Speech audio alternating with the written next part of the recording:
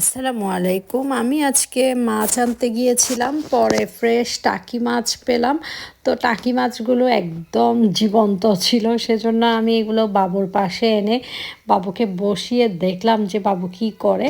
বাবু এগুলো ধরতে চাচ্ছে, মানে কি অবস্থা, ভয় পাচ্ছিল না মাশাল্লাহ। তো আমি কটা টাকি মাছকে হাসান সাহেবের পছন্দ মতো যে চাপা শুটকি দিয়ে এটা ভর্তা নাড়াও করে।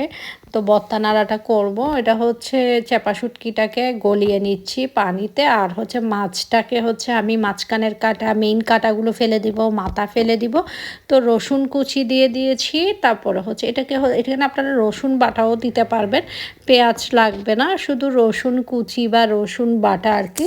তো আসলে যে ডিস্ট্রিক্টের মানুষরা যেটা পছন্দ করে সেটা তো তাদের খেতেই হবে। যেমন আমি আমার ডিস্ট্রিক্টেরটা পছন্দ করি, সেজন্য আমি আমারটা করি। তো এখন কিন্তু আমার এটা অনেক বেশি মজা লাগে, আমার খেতে খেতে এটা খুবই ভালো লাগে টাকি মাছের এই জিনিসটা। এটা তো আমার শ্বশুর গোষ্ঠীর সবার এত পছন্দ, কিন্তু আমার ননাসটা নাকি সাভারে এখন টাকি মাছ অনেক কম পায়, কেন আমি এটা বুঝলাম না, হঠাৎ হঠাৎ নাকি উঠে। কিন্তু আমাদের এখানে রেগুলার টাকি মাছ নিয়ে বসবে। তো এটা ছিল 300 টাকা করে কেজি, আমি হাফ কেজি নিয়েছি আর কি, কারণ বেশি দিন করে টাকি মাছ এনে রেখে দিলে কিন্তু কেমন জানি হয়ে যায়। তো আমি 2বার করতে পারবো যে কোনো কিছু এটা দিয়ে।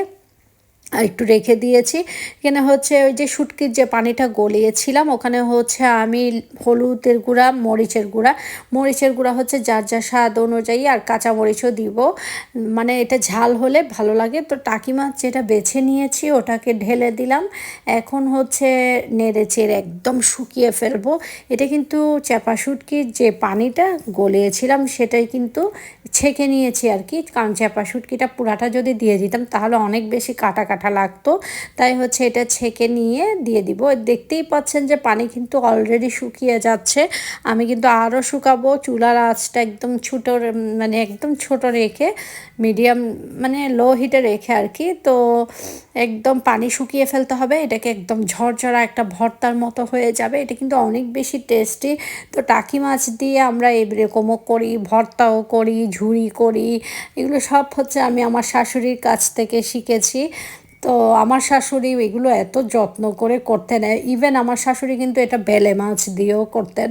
তখন তো বেলে মাছ এত বেশি দাম ছিল না, এখন তো বেলে মাছ বড়টা 1200-1400 টাকা কেজি, ছোটোটা এক মিডিয়ামটা 800 টাকা কেজি, ছোটোটা 400-500 টাকা কেজি। তো ছোটোটা দিয়ে তো আর করা যায় না। তো আমার শাশুড়ি কিন্তু এইসব কাজ এত যত্ন করে করতেন, আমি ওনার কাছ থেকে এগুলো শিখেছি। তো আমি একটু খেয়ে দেখলাম যে লবণ ঠিক আছে কিনা। এই তো ভালো লাগলে রেসিপি শেয়ার করে দিবেন। আসসালামু আলাইকুম, আল্লাহ হাফেজ।